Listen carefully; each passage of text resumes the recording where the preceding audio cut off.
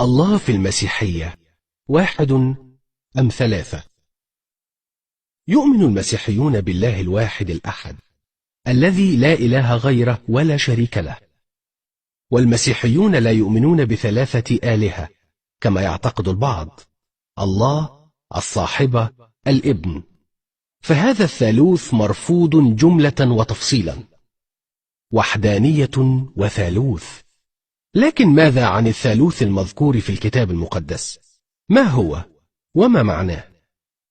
إن الإيمان بعقيدة الثالوث لا يتعارض مع عقيدة التوحيد بالله، فوحدانية الله لا تعني بأي حال من الأحوال أن الله خاضع لقوانين الرياضيات، لأن الوحدانية تعني التفرد، أي ليس هناك من إله آخر كخالق ومبدع للكون سوى الله. لكن عقيدة الثالوث تتعلق بجوهر وطبيعة الله الفريدة والتي لا يشبهها شيء، فليس لأننا لا نستطيع أن نفهم الثالوث بكل أبعاده وصفاته وأعماله فهذا يعني أنه غير موجود، فالله لا يمكن أن يفهمه أحد بشكل كامل، ومع ذلك كثيرون يؤمنون بوجوده ويسلمون له حياتهم. ثالوث لا ينفصل. فالثالوث الذي يؤمن به المسيحيون هو الآب والابن والروح القدس.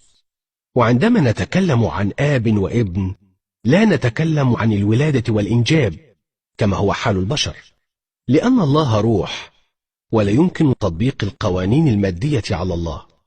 ومن مسلمات الإيمان المسيحي أيضا أن الآب ليس منفصلا عن الابن والروح القدس، وكذلك بالنسبة للابن والروح القدس فهما ليس منفصلين عن الآب.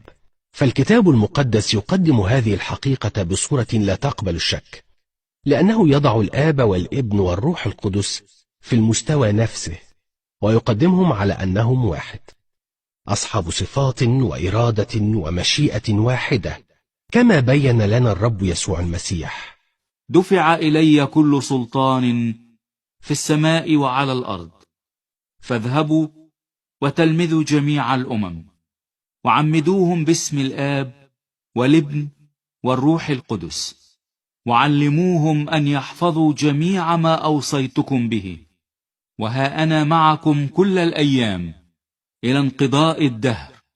آمين. وهذا في إنجيل متى الإصحاح 28 من العدد 18 إلى العدد 20. فإن المعمودية تتم ببركة الله الواحد مثلث الأقانيم، الآب والابن والروح القدس، دون أي أسبقية أو تراتبية أو أفضلية. عمل الثالوث: يعلن الله عن نفسه في الكتاب المقدس بطرق متنوعة وكثيرة، وآخرها أعلن عن نفسه بالسيد المسيح الذي هو صورة وجوهر الله في جسد بشري، ليعلن للإنسان محبة الله الآب والابن والروح القدس الكاملة من خلال عمل الفداء. فالثالوث عمل بتجانس عجيب ليخلص الإنسان من مشكلته الكبرى والتي هي الخطية. فالآب خطط لعمل الفداء، والابن يسوع المسيح نفذ هذا العمل بموته على الصليب، والروح القدس من يفعل عمل الفداء في حياة الإنسان.